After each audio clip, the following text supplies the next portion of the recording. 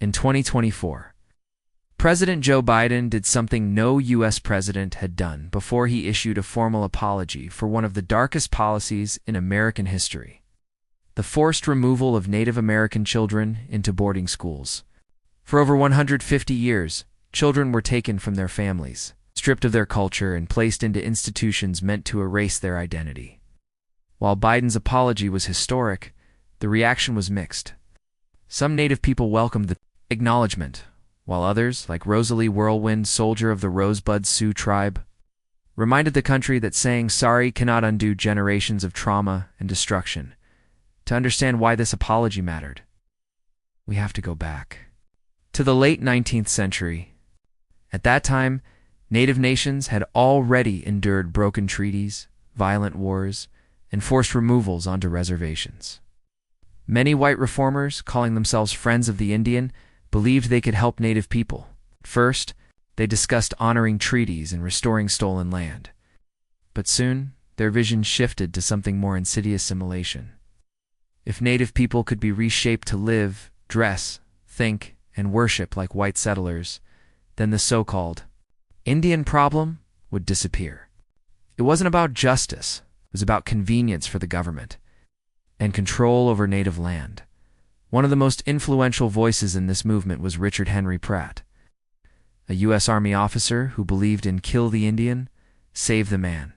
He tested this philosophy first on Native prisoners of war, forcing them to cut their hair, wear uniforms, and abandon cultural practices. In 1879, he founded the Carlisle Indian Industrial School in Pennsylvania, the first government-run off-reservation boarding school. Carlisle became the model for dozens more. Native children, often taken by force, were placed hundreds of miles from home, stripped of their language, clothing, religion, and even their names. Resistance was met with punishment, ranging from beatings to malnutrition. Hundreds of children died at these schools, and those who survived often returned home unable to fully connect with their families and traditions. As the writer Zeke Kalawoa later observed, this was less about education and more about long-lasting cultural death. But assimilation did not stop with children. Senator Henry Dawes and anthropologist Alice Fletcher drafted the Dawes Act of 1887, which divided communal tribal lands into individual plots called allotments. This, they argued, would teach Native families to live like settlers, men farming, women tending homes, and everyone assimilating into American life. But the real goal was to open surplus land to white settlers. Before allotment, Native nations controlled 138 million acres of land. By 1934, they had lost two-thirds of it. The Dawes Act also introduced tribal roles and blood quantum measurements, arbitrary and unscientific ways of controlling who counted as Native. The result was fractured land ownership, dispossession, and an erosion of tribal sovereignty. The impact of both the boarding school system and the allotment era was devastating. Families were torn apart. Cultures, languages, and spiritual practices were criminalized or erased. Reservations became checkerboards of tribal and non-tribal land, making it nearly impossible for communities to farm, ranch, or practice traditional ways of life. Generations of Native children grew up disconnected from their heritage, and trauma rippled forward.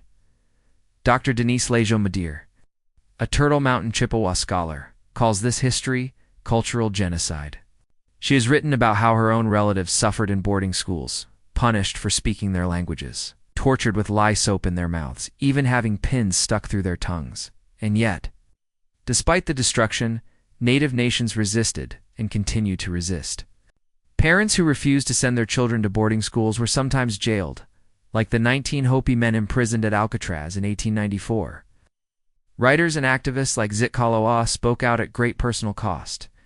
And today, healing is happening. Survivors remind us that language is medicine and culture is treatment.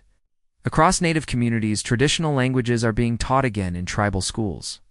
Songs, ceremonies, and practices once outlawed are being revived. The scars of assimilation remain, but they are met with resilience, memory, and renewal. The story of America's Indian boarding schools and the Dawes Act is one of cultural theft disguised as progress. It shows how greed often came cloaked in The language of helping. Be like us, dress like us, work like us, worship like us. That was the message. But assimilation was never about making things better for native peoples.